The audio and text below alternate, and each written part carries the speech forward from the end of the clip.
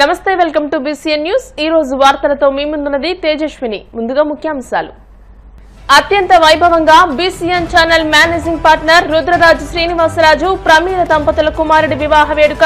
నూతన వధూవరులను ఆశీర్వదించిన రాజకీయ ఇతర రంగాల ప్రముఖులు।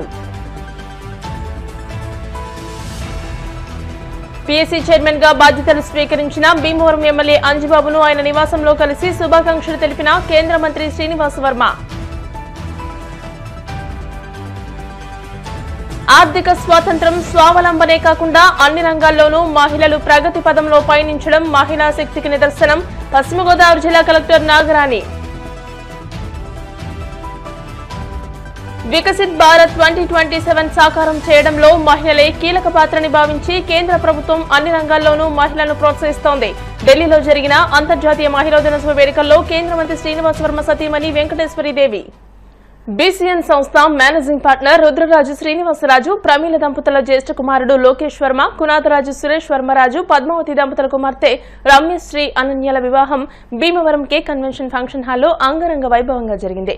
కేంద్ర మంత్రి భూపతిరాజు శ్రీనివాస్ వర్మ, ఆంధ్రప్రదేశ్ శాసన మండలి chairman Koyye Moshen Raju, Andhra Pradesh public accounts committee chairman Bhimavaram MLA Pulaparthi Ramanjaneyulu, మాజీ ప్రభుత్వ విప్ మాజీ ఎమ్మెల్యే గ్రంథి శ్రీనివాస్, రాజ్యసభ మాజీ సభ్యురాలు టీడీపీ రాష్ట్ర పొలిట్ బ్యూరో సభ్యురాలు తోట Seetharamalakshmi, Vijayawada central MLA Bonda Uma, Unguturu MLA Pachamatla Dharmaraju, మాజీ ప్రభుత్వ చీఫ్ విప్ వైఎస్ఆర్సీపీ పశ్చిమ గోదావరి జిల్లా అధ్యక్షులు ముదునూరి ప్రసాదరాజు, నర్సాపురం మాజీ ఎమ్మెల్యే కొత్తపల్లి జానకిరాం, జనసేన పార్టీ జిల్లా అధ్యక్షులు కొటిగలపూడి గోవిందరావు, టీడీపీ రాష్ట్ర నాయకులు మెంటే పార్థసారథి, కోళ్ల నాగేశ్వరరావు, జనసేన జిల్లా ప్రధాన కార్యదర్శి Chanamala Chandrasekhar, BJP Narsapuram parliament in-charge Pericherla Subhash, Alluri Sai Durgaraju, BCN సంస్థ managing partner MR Gopalaraju, BCN సంస్థ CFO D Ramakrishna, TCN channel అధినేత కన్నబాబుతో పాటు పలువురు ప్రముఖులు, ఉభయ తెలుగు రాష్ట్రాలకు చెందిన ఎంఆర్ఎస్ఓలు, కేబుల్ ఆపరేటర్లు, బంధుమిత్రులు పెద్ద ఎత్తున విచ్చేసి నూతన వధూవరులను ఆశీర్వదించారు।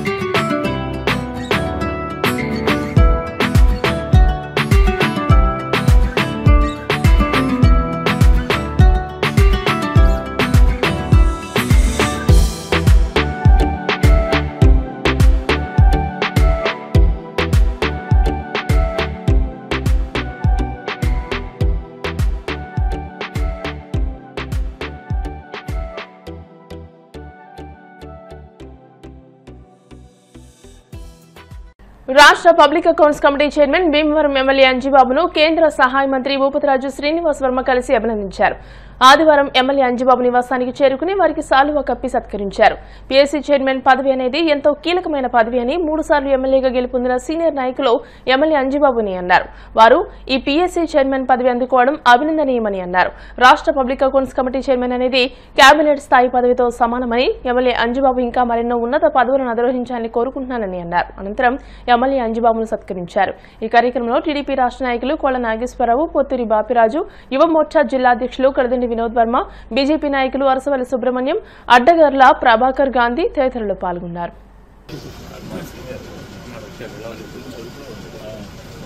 భీమవరం శాసనసభ్యులు పెద్దలు శ్రీ పులపర్తి రామాంజనేయులు గారు పిఎస్సి చైర్మన్గా ఏదైతే పబ్లిక్ అకౌంట్స్ కమిటీ జిల్లా పొద్దుల సంఘం అంటాం మనం, దాని చైర్మన్గా పదవి బాధ్యతలు స్వీకరించినటువంటి సందర్భంలో ఆయన అభినందించడానికి ఆయన ఇంటికి రావడం జరిగింది. రామాంజనేయులు గారు 3వ పర్యాయం శాసనసభ్యులుగా ఎన్నికైనటువంటి వ్యక్తి. గతంలో 2 సార్లు ఎన్నికైనటువంటి సందర్భంలో ఆయన యొక్క అసెంబ్లీ పరిధిలో ఆయన చేసినటువంటి అభివృద్ధి కార్యక్రమాలు మనందరికీ కూడా గుర్తున్నటువంటి సందర్భం. ఈరోజు 3వసారి ఎమ్మెల్యేగా ఎన్నికైనటువంటి సందర్భంలో ప్రజాపద్దుల సంఘం కమిటీ చైర్మన్ అంటే కేబినెట్ మినిస్టర్ కన్నా ఒక కీలకమైనటువంటి బాధ్యత. చాలామంది సీనియర్ శాసనసభ్యులకి మాత్రమే అటువంటి అవకాశం దొరికేటువంటి పరిస్థితి ఉంటుంది. జనరల్గా అపోజిషన్లో ఉన్నటువంటి పార్టీకి ఇచ్చేటువంటి సాంప్రదాయం రాజ్యాంగంలో లేదు, కానీ సాంప్రదాయం ఇచ్చేటువంటి సాంప్రదాయం కూడా చాలా సంవత్సరాల నుంచి ఉంది. ఇవాళ ఈ కీలకమైనటువంటి ఏదైతే పబ్లిక్ అకౌంట్స్ కమిటీ చైర్మన్ ఉన్నదో ఒక చట్టబద్ధమైనటువంటి కీలకమైనటువంటి సంస్థ. కేంద్రంలో కాగ్ ఏదైతే కంట్రోలర్ అండ్ ఆడిటర్ జనరల్లో ఉంటుందో, అలాగే ప్రజాపద్దుల కమిటీ చైర్మన్కి అన్ని శాఖల మీద రివ్యూ చేసేటువంటి అవకాశం ఉంటుంది. అన్ని శాఖలకు సంబంధించి ఆర్థిక వ్యవహారాల మీద అన్ని శాఖల యొక్క డిపార్ట్మెంట్ యొక్క కార్యదర్శులు కానీ, ఈవెన్ ఫైనాన్స్ మినిస్టర్ నుంచి కానీ, మినిస్టర్ నుంచి కానీ అన్నీ తెప్పించుకుని రివ్యూ చేసేటువంటి అవకాశం ఉంటుంది. కాబట్టి మరి భీమవరం శాసనసభ్యులు నేను కేంద్ర మంత్రిగా ఉన్నాను, పార్లమెంట్కి ఎన్నికై ఇవాళ ఇక్కడ ఎమ్మెల్యే గారికి కూడా క్యాబినెట్ హోదా కలిగినటువంటి ఏదైతే పిఎస్సి చైర్మన్ రావడం అనేది ఇది నాకు చాలా సంతోషం. మరి దీని ద్వారా ఎమ్మెల్యే గారు కూడా ఈ అసెంబ్లీకి సాధ్యమైనటువంటి అన్ని శాఖలతో సత్సంబంధాలు ఉంటాయి కాబట్టి అన్ని శాఖలతో రివ్యూ చేసేటువంటి అవకాశం ఉంటుంది. కాబట్టి ఎక్కువ గ్రాంట్లు కూడా తెచ్చేటువంటి అవకాశం ఉంటుంది. కాబట్టి ఆ విధంగా శాసనసభకు పెద్ద ఎత్తున గ్రాంట్లు తేవాలని ఆకాంక్షిస్తున్నాను.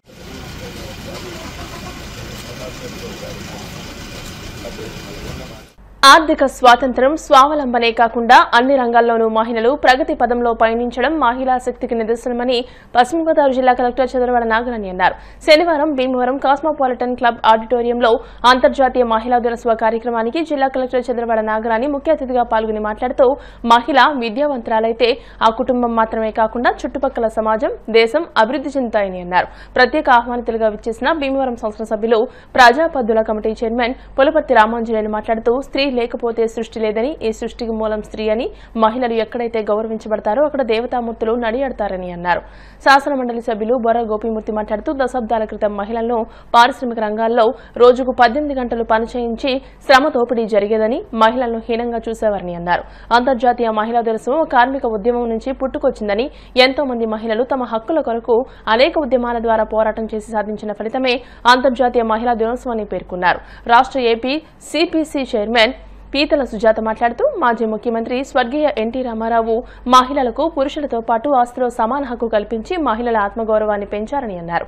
గౌరవ ముఖ్యమంత్రి నారా చంద్రబాబు నాయుడు నాటిన డ్వాక్రా విత్తనం నేడు మహావృక్షమై కోటి మంది మహిళలు డ్వాక్రా మహిళా సంఘాలుగా ఉన్నారని అన్నారు.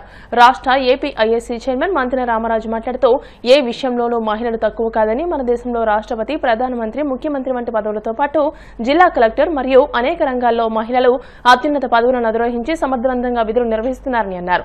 జిల్లా మహిళా సమాఖ్య అధ్యక్షురాలు అరుణకుమారి, ట్రైనీ డీఎస్పీ కె మానస తదితరులు ఈ కార్యక్రమంలో ప్రసంగించారు. ఈ కార్యక్రమం అనంతరం వివిధ ప్రభుత్వ శాఖల్లో పనిచేస్తున్న మహిళా అధికారులకు, సిబ్బందికి, స్వచ్ఛంద సంస్థలు, సోషల్ వర్కర్స్ కు సంబంధించిన వారిలో అత్యుత్తమ సేవలను అందించిన మహిళలను జిల్లా కలెక్టర్ చదరవాడ నాగరాణి, శాసనసభ్యులు, శాసనమండలి సభ్యులు, కార్పొరేషన్ చైర్మన్లు చేతుల మీదుగా ఘనంగా సత్కరించి మెమోంటాలను అందజేశారు. ఈ కార్యక్రమంలో జిల్లా SP Adna Nayeemasmi, DRO Mogili Venkateswarlu, SP Bhimarao, RDO K Praveen Kumar Reddy, ICDS PD B Sujatharani, DRDO PD MSS Venugopal, DEO E Narayana, ఎల్డీఎంఏ Nagendra Prasad, వివిధ శాఖల జిల్లా అధికారులు, డ్వాక్రా మెప్మా మహిళలు, వివిధ శాఖల సిబ్బంది తదితరులు పాల్గొన్నారు.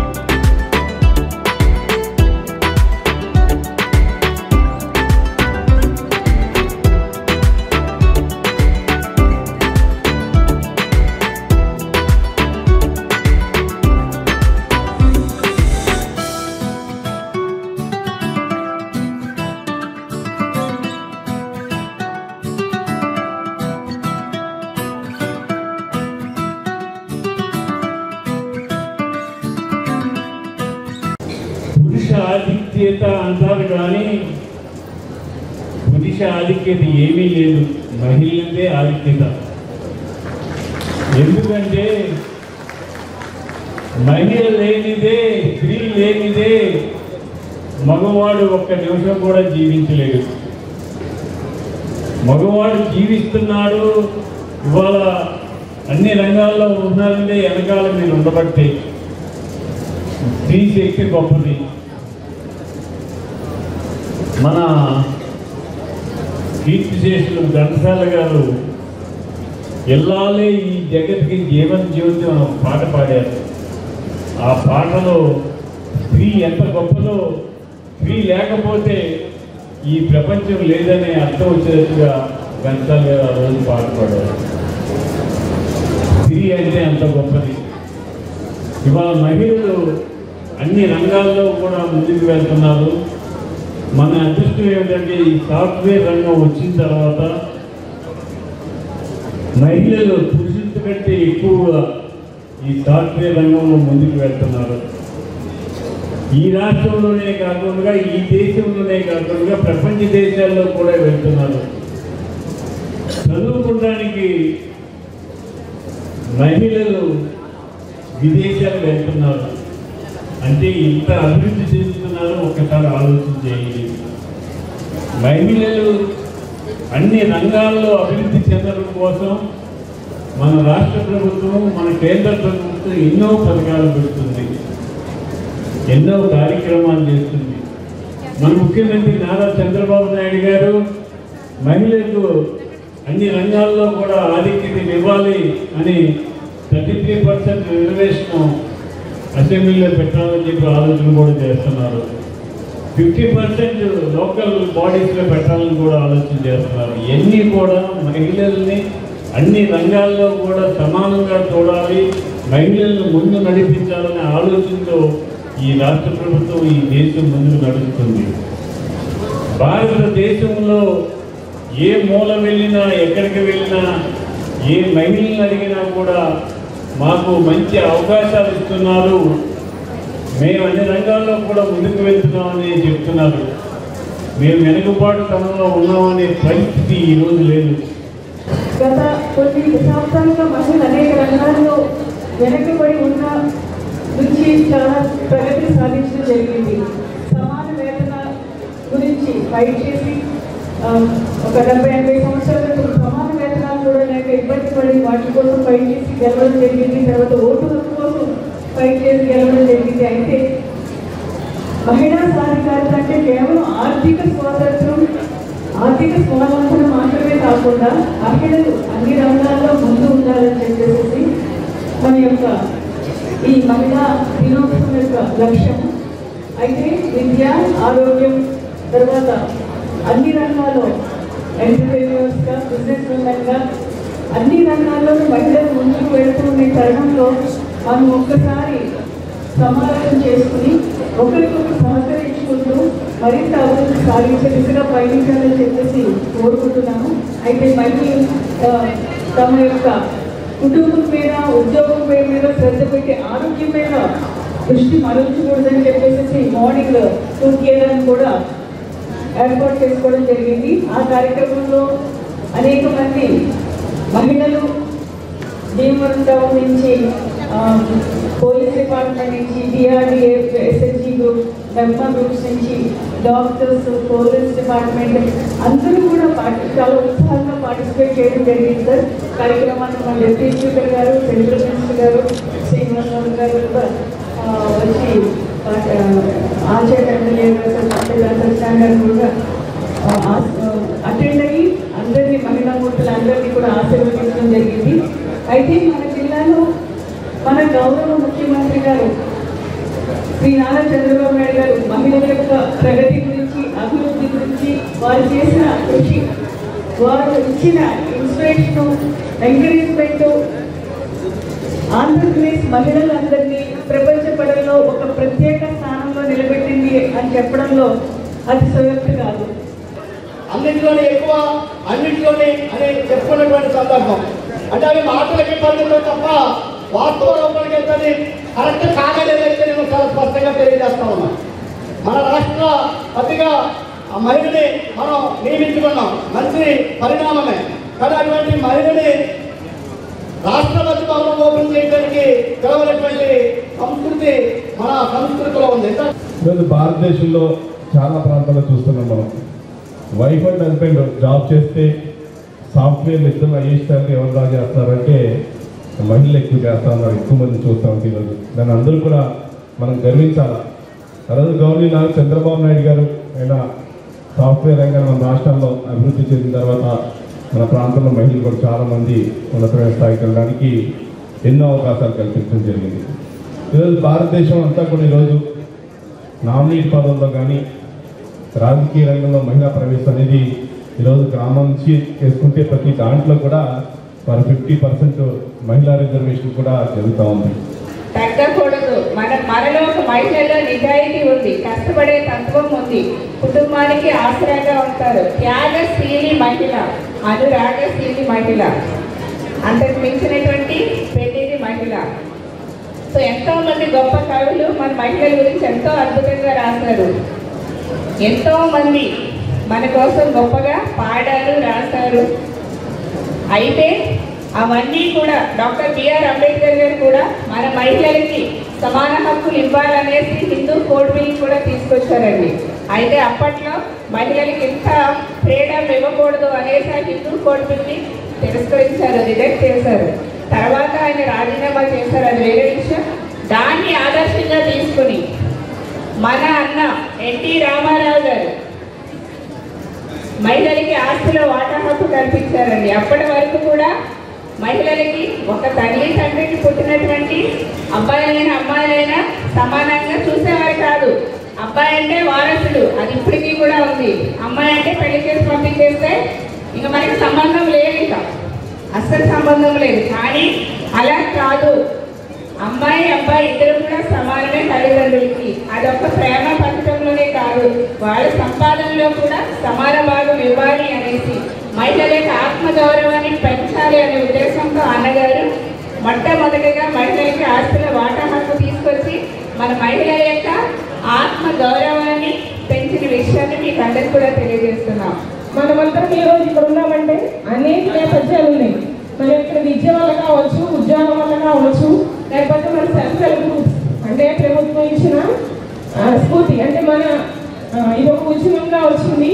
పొదుపు ఉద్యమం ద్వారా మనందరం కూడా ఈ రోజు ఇక్కడ చాలా వరకు స్వయం ప్రతిపత్తిని సాధించి ఈరోజు వేదిక ఇక్కడికి చేరుకోగలిగాం. మనతో పాటు ఇంకా ఇళ్లలో ఉన్న అదేవిధంగా మన చుట్టూ ఉన్న వాళ్ళు కూడా ఈ మార్గంలోకి ఇంక్లూజన్ చేయడం అంటే వాళ్ళని కూడా ఈ మార్గంలో సమీకృతం చేస్తూ వాళ్ళకు కూడా ఈ అభివృద్ధి ఫలాలు అందేలాగా చూడడం ఈ యొక్క కార్యక్రమం యొక్క ముఖ్య ఉద్దేశం.